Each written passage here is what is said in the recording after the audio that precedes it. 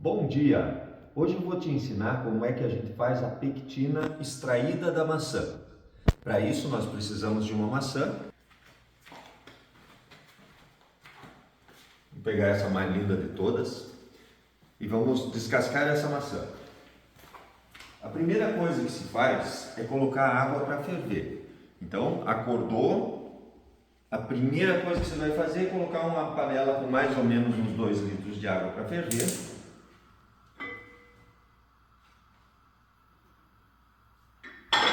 Enquanto essa água está aquecendo, você descasca a maçã.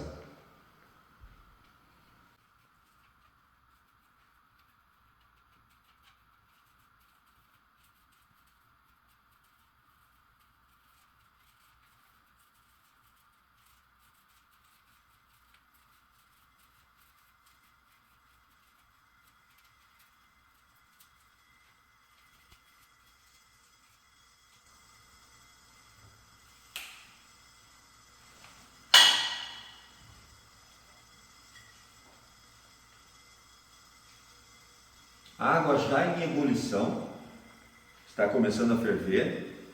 Você corta essa maçã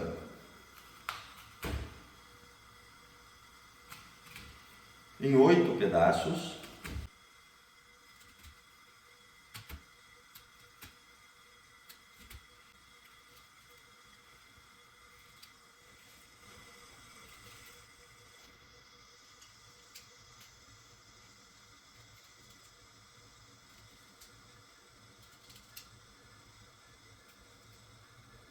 As sementes da maçã são tóxicas, então elas têm que ser retiradas.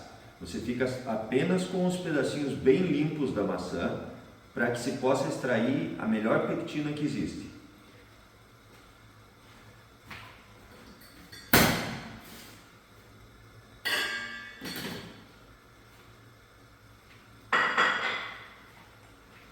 Com a água já em ebulição,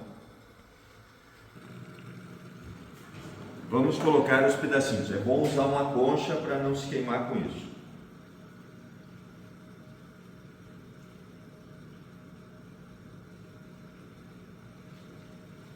Colocar os pedaços de maçã dentro dessa água e já cronometrar. Isso é muito importante. Tem que se estabelecer o tempo de 7,5 minutos. Esse tempo é muito importante para que haja a extração de uma pectina que vai gelatinizar no momento certo em que ela chegar no intestino delgado. Essa é a parte mais importante na extração da pectina. A água já tem que estar fervendo, os pedaços são colocados na água fervendo e deixa-se em ebulição. Então vocês podem ver que eles estão cozinhando. E eles vão ficar sendo cozidos aqui por exatos 7,5 minutos. Eu vou fechar aqui enquanto nós esperamos. Nada melhor do que começar o dia usando flavonoides, antocianinas, catequinas que estão nesse chazinho de uma empresa que se chama Chá Mais. Tá? No meu entendimento, a melhor empresa do Brasil na produção de chá, pela competência e pelo cuidado que eles têm com a matéria-prima. Esse chá é feito de frutas negras e contém essas 3 substâncias que vão proteger o meu coração, desintoxicar, proteger o cérebro, tirar radicais livres, tem ação anticâncer. Elas são os flavonoides, as catequinas, as antocianinas, são substâncias que retiram os radicais livres do corpo. Então nada melhor do que começar o dia retirando esses radicais livres, melhorando a circulação sanguínea, que são substâncias que protegem a circulação sanguínea também.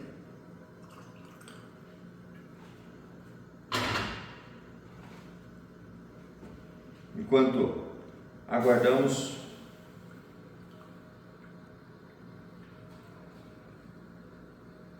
o cozimento da maçã. Enquanto isso, vou explicar para vocês por que nós estamos fazendo isso. O nosso intestino delgado é como se fosse esse tapete. Ele é constituído por enterócitos, células que se ligam umas às outras, numa ligação bem justa, bem apertada, como essas. Quem faz essa ligação são duas proteínas, a claudina e a ocludina. Em cima disso existe a mucina, é o muco intestinal. Em cima desse muco existem trilhões de bactérias que moram e vivem em simbiose com a gente.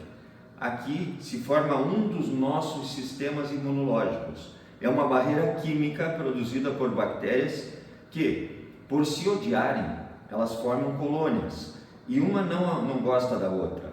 Então essas milhares de colônias produzem em volta da casa delas antibióticos, e esses antibióticos servem como uma barreira química.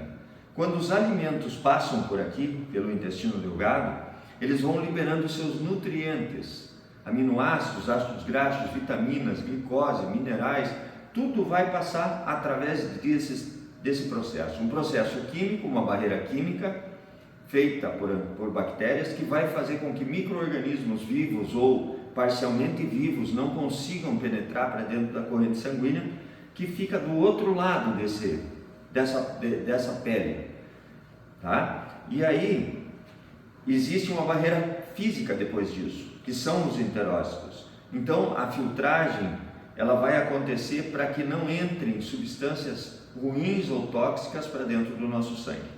Então eu vou dar como exemplo para vocês esse copo que eu preparei aqui com carne de soja.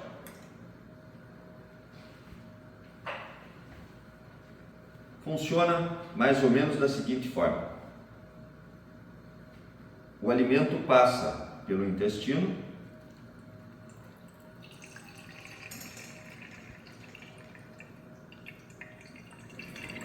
e somente nutrientes é que vão ser absorvidos pela corrente sanguínea. A parte que não interessa do alimento, que não nos serviu, vai embora pelo tubo de esgoto. Então isso é um processo perfeito. E vou usar como exemplo de um intestino danificado. Como vocês viram, passa apenas os nutrientes. Mas esse tapete aqui passou pela boca de um cachorro que eu tenho que chama urso. Ele danificou um pouco a parede do intestino aqui, como acontece às vezes com medicamentos, alimentos que comemos que tem conservantes, saborizantes, aromatizantes e essas coisas todas. Vamos dizer que o intestino tenha lesões, esse intestino delgado.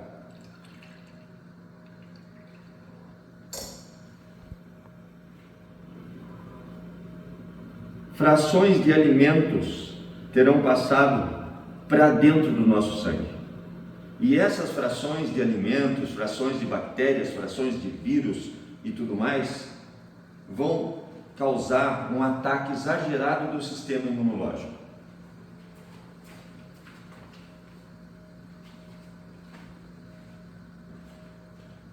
Esse ataque, na tentativa de limpar as sujeiras que passaram para dentro do sangue, que não deveriam ter passado, podem desencadear doenças autoimunes, podem desencadear ataques exagerados do nosso corpo contra ele mesmo, podem desencadear intolerâncias a muitos tipos de alimentos.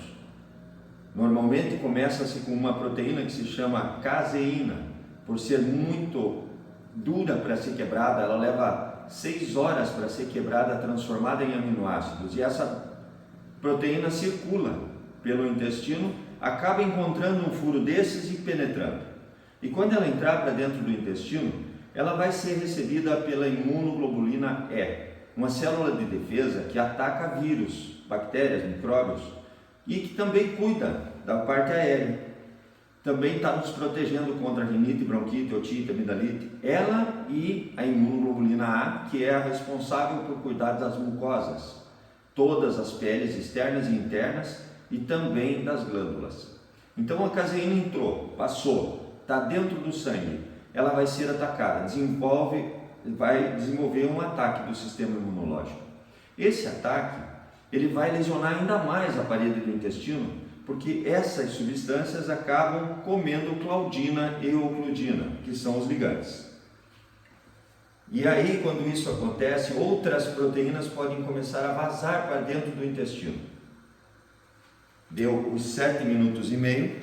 Agora, nesse momento, com muito cuidado para não se queimar, a gente tem que interromper o cozimento o mais rápido possível.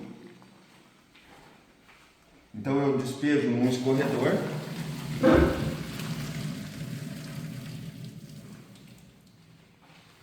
Lavo imediatamente com água corrente para interromper o cozimento.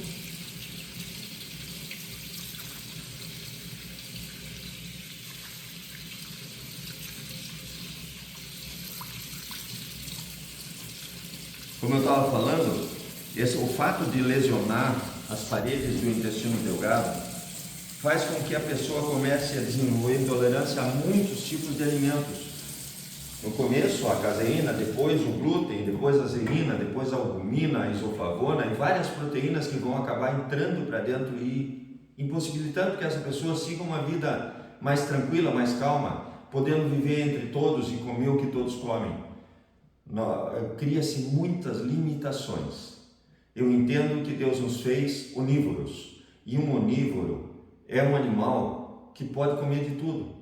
Nós somos um animal na face da terra que tudo podemos, nem tudo nos convém, porque em determinados momentos nós não estamos preparados para aquilo. Então a gente tem que entender que o corpo fala com a gente, nós não podemos simplesmente ignorar os avisos que ele nos dá. Se você comeu um alimento e esse alimento te estufar, o corpo está dizendo para você, não coma isso, fermentou dentro de mim, não é bom. Se você comer um alimento e o corpo trancar o intestino, ele está dizendo, fechei, vou esperar apodrecer para depois passar. Se você comer um alimento e ele te der uma diarreia, ele está dizendo, não come isso, isso aí não é bom e eu estou jogando fora. Ele limpa. A dor é o último dos avisos. Quando você não respeitou nenhum dos outros, o corpo vai te dar a dor. Aí ele te pega, te joga na parede, te põe no chão, te pisa em cima, para que você possa entender que ele não aguenta mais, que ele está se estourando. Mas o que nós fazemos?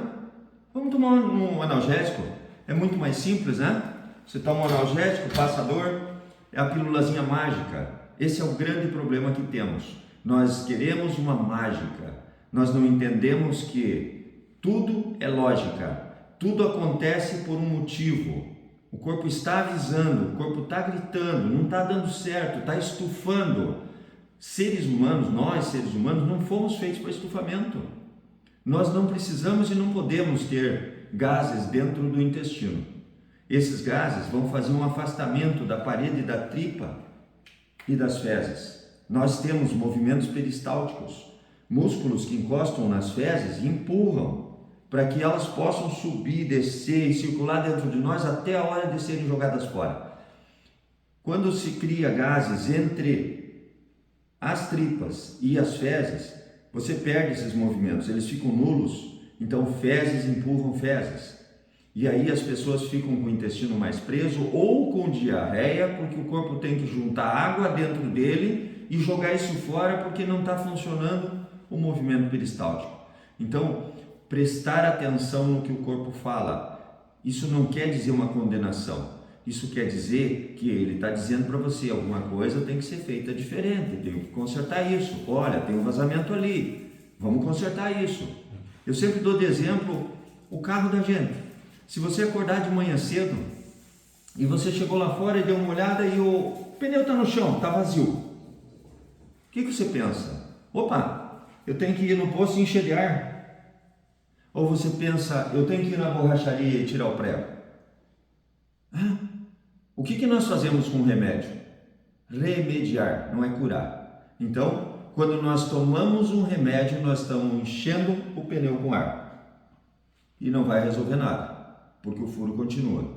Então, com relação ao intestino, né, nós temos que fechar esses vazamentos. Fechando os vazamentos, nós vamos poder voltar a consumir algumas coisas.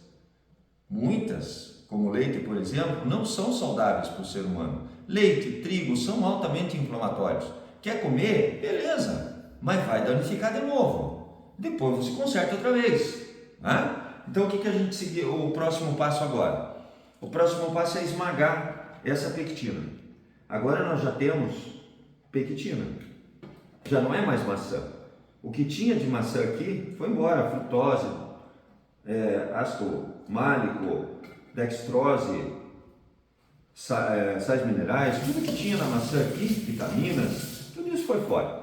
Agora a gente bate isso ou no mixer ou no liquidificador para moer isso da melhor forma possível.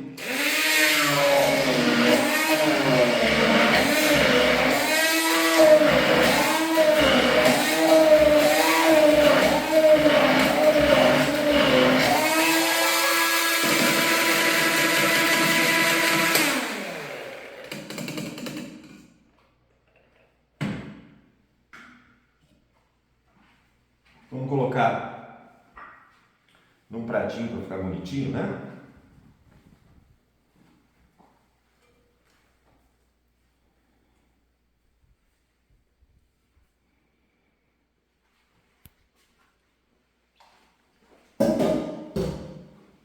Agora já temos pectina pura. Vamos deixar isso um pouco mais interessante.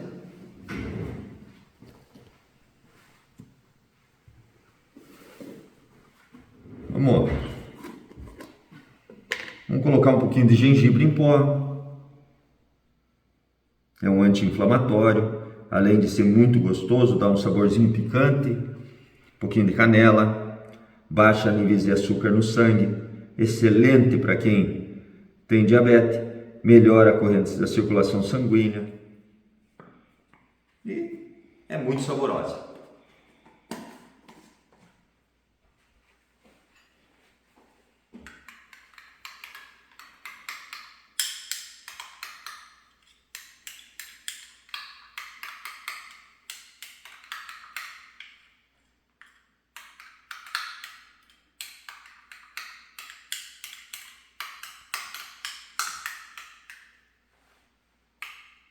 Bom apetite. Delicioso.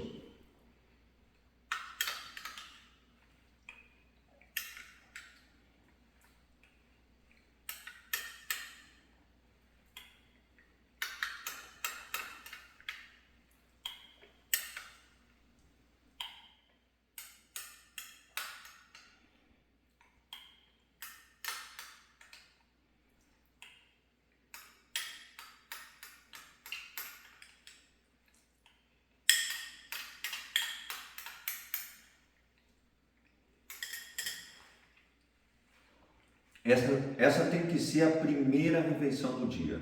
Assim que você acordou da cama, você vem fazer esse processo, porque o estômago tem que estar limpo. Aí isso vai passar direto para o intestino delgado, vai fazer um forno em cima desses enterócitos e vai diminuir a permeabilidade. Então você vai fazer esse processo que eu fiz agora, você vai fazer ele por 3 semanas. Durante 3 semanas vai ser uma rotina. Todo dia de manhã colocar 2 litros de água para ferver. Enquanto a água está fervendo, você descasca a maçã, pica ela em 8 pedaços, tira as sementes, coloca ali e ferve. Muito gostoso. Chamais está de parabéns. Esse chazinho de frutas negras dele, eles chamaram isso, até quero ver o nome, mas é alguma coisa da manhã. Chamaram de bom dia. Delicioso, muito delicioso mesmo. Vale a pena vocês provarem esse chazinho.